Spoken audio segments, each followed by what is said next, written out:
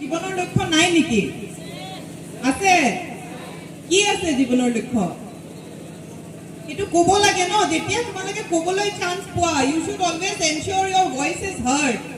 যেতিয়া মানুহে চান্স দিয়ে তোমাৰ কথাটো ক'বলৈ সদায় কৈ দিব লাগে, নহ'লে সেই চান্সটো আৰু জীৱনত নোপোৱা। আৰু আমাৰ অসমৰ ছাত্ৰ ছাত্ৰীসকলৰ এইটো এটা মেজৰ লেকিং মই দেখোঁ যে যেতিয়া তেওঁলোকে হাতত অহা যিটো সুযোগ আছে সেইটোও তেওঁলোকে নলয়।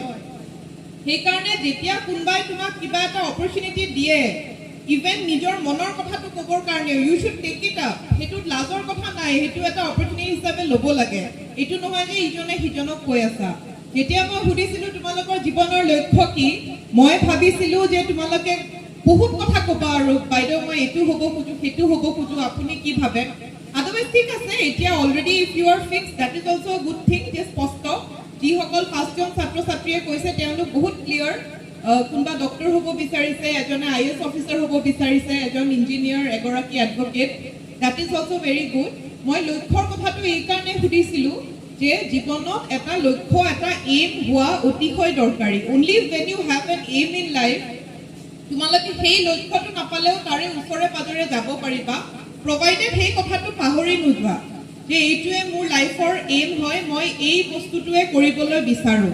মই যেতিয়া ক্লাছ 4ত আছিলোঁ, মোক এখন এছে লিখিব দিছিলে, what is my aim in life. মই লিখিছিলোঁ তেতিয়া মোৰ দেউতাক কৈছিলোঁ যে দেউতা মই কম্পিউটাৰ ইঞ্জিনিয়াৰ হ'ব বিচাৰোঁ আৰু লগতে মই IAS অফিচাৰ হ'ব বিচাৰোঁ। চ' তেতিয়া মোৰ দেউতাই কৈছিল যে একো ডাঙৰ কথা নহয়, তুমি দুটাই হ'ব পাৰা। আৰু সেই এছেখনত মই লিখিছিলোঁ যে মই কম্পিউটাৰ ইঞ্জিনিয়াৰ হ'ম আৰু তাৰপিছত IAS অফিচাৰ হ'ম। আৰু সেই লক্ষ্যটো মই কেতিয়াও পাহৰি যোৱা নাছিলোঁ। আই অলৱেজ ফ'কাছ আৰু আল্টিমেটলি সেইটো এচিভ কৰিলোঁ। তো এই কথাটো মনত ৰাখিবা যে জীৱনত যদি তোমালোকৰ এটা লক্ষ্য থাকে, লক্ষ্যটো যিকোনো হ'ব পাৰে। এইটো এনেকুৱা নহয় যে পঢ়া শুনাৰে লক্ষ্য বা কিবা এটা তোমাৰ খেলা ধূলালে, it could be anything, extracurricular related হ'ব পাৰে যে মই গায়িকা হ'ব বিচাৰোঁ, মই লিৰিচিষ্ট হ'ব বিচাৰোঁ। আজিকালি সৰু ল'ৰা ছোৱালীবিলাকক সুধিলে কোনোবাই কয় যে মই গ্ৰাফিক ডিজাইনাৰ হ'ব বিচাৰোঁ। এজনে সেইদিনা সৰু এটা 3-4 বছৰীয়া বাচ্ছা এটাই কৈছে যে সি টয় যিবিলাক গাড়ী থাকে সেইটোৰ ডিজাইনাৰ হ'ব বিচাৰে। ত' it can be anything, it should be an informed choice. তোমালোকৰ নিজৰ যিটো এটিটিউড, যিটো এপ্টিটিউড, সেইটোৰ ওপৰত ৰিলেটেড হ'ব লাগে। কিন্তু এটা লক্ষ্য থাকিলে জীৱনত আৰু সেই লক্ষ্যটোৰ প্ৰতি কাম কৰি গ'লে সেইটো এচিভ নকৰিলেও তাৰে ওচৰে পাজৰে নিশ্চয় কিবা এটা এচিভ কৰিবা। সেইটোৱে as a senior, as your well wisher মই ক'ব বিচাৰোঁ। আৰু এটা কথা মই ক'ম যে জীৱনত সদায় ভাল হ'ব সেইটো নহয়, লাইফত আপছ এণ্ড ডাউনছ আহিব। আমাৰ হয়তো আমি সকলোৱে সফলতাটো ফেচ কৰিব জানো, কিন্তু ফেইলিয়াৰটো নাজানো। জীৱনত যিমানবাৰ ছাকচেছ আহিব সিমানবাৰ ফেইলিয়াৰ আহিব। আৰু সেই ফেইলিয়াৰটো তোমালোকৰ পাৰ্চনেল লাইফত হ'ব পাৰে, প্ৰফেচনেল লাইফত হ'ব পাৰে, ছ'চিয়েলি হ'ব পাৰে।